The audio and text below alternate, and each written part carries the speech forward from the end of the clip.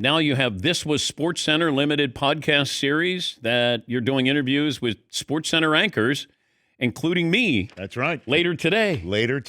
What exactly is the platform here? What are we? We're just reminiscing. That's it. You and I have done this before. Yes, we have. Yes, and it's a fun series that it's mostly in the can, but you're the missing piece. Wait, how many of these interviews have you done? I've done 5 already. Okay. And you're the lead guest. You're the one who's we're coming out of the chute on June 5th.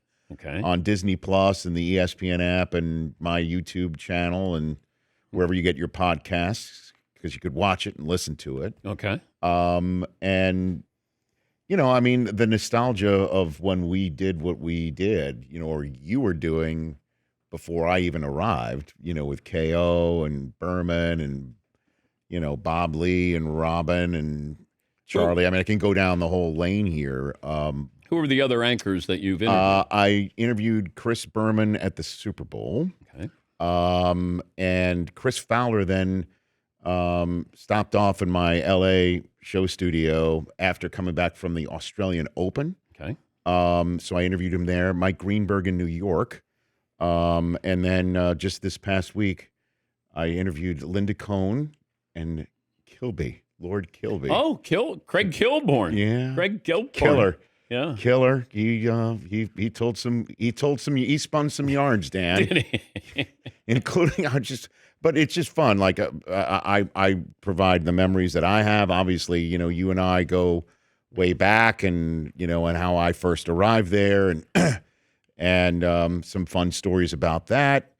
And Craig, he and I overlapped by about 3 months, and I'll never forget. He took me to dinner. He asked, because we were doing a 2 a.m. SportsCenter. He said, "Spark, do you want to go to dinner?"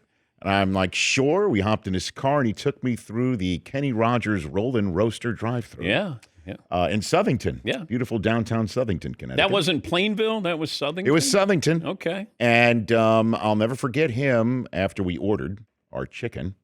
He turns to me, and he proceeds to tell me that he's got another job offer, and should he take it? And I'm like, again, I'm 26. I just showed up from Redding, California. This might have been like my 10th SportsCenter I ever did. I'm like, why is he even asking me this? And he described The Daily Show to me. And I'm like, sounds great, man. Like, go do it if that's what would make you happy. Honestly, I didn't know him from Adam.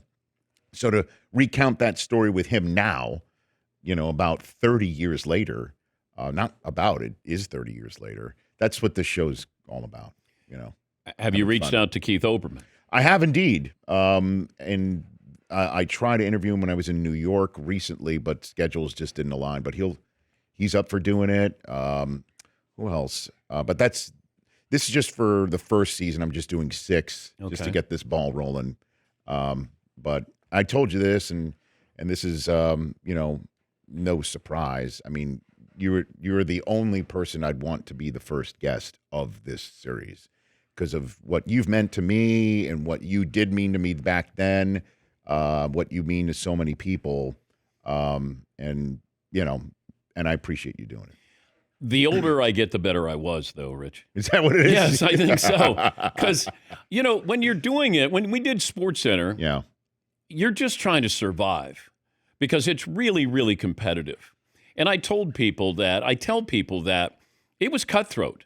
Oh, yeah. Like, it wasn't, hey, we're rooting for you. You had people who were circling, the SportsCenter set, waiting for somebody to keel over so they could sit in the chair. Well, and this is something that I plan on talking with you later. I mean, when KO left and your seat was open, it was on. I mean, it was way on for everybody who wanted that seat next to you, in the worst way. At least I know I did. That was a bad time. It was a bad time for me because I didn't want to pick Keith's successor.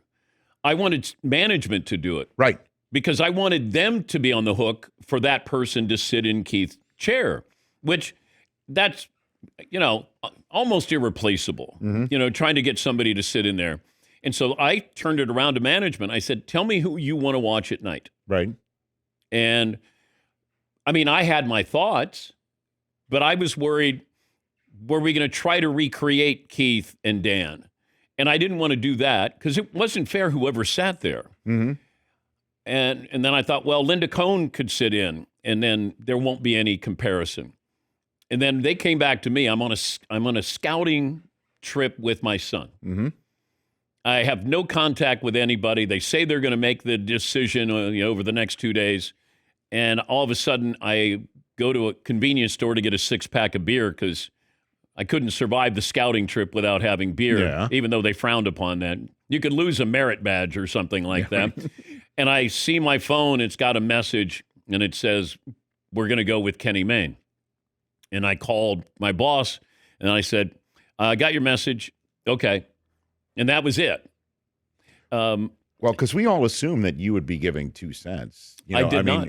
And that had to be, it had to be tough for you. But I mean, again, this is the sort of stuff that this show, This Was SportsCenter, is all about. Like diving into this behind the scenes, but also reminiscing. Can we just use that, and then I don't have to tell Yeah, that? sure. No, I can enter the airport. Can we just clip and save? Yeah.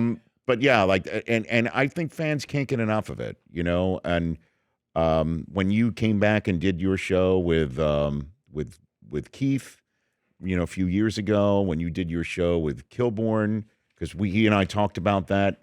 That was the last time he did SportsCenter. Mm-hmm. Fans can't get enough of it, Dan. They really can't. I mean, I did it twice in the last year, and the reaction that I got was overwhelming and obviously humbling and awesome. It's just a different time, and that's why I'm just diving straight into the nostalgia.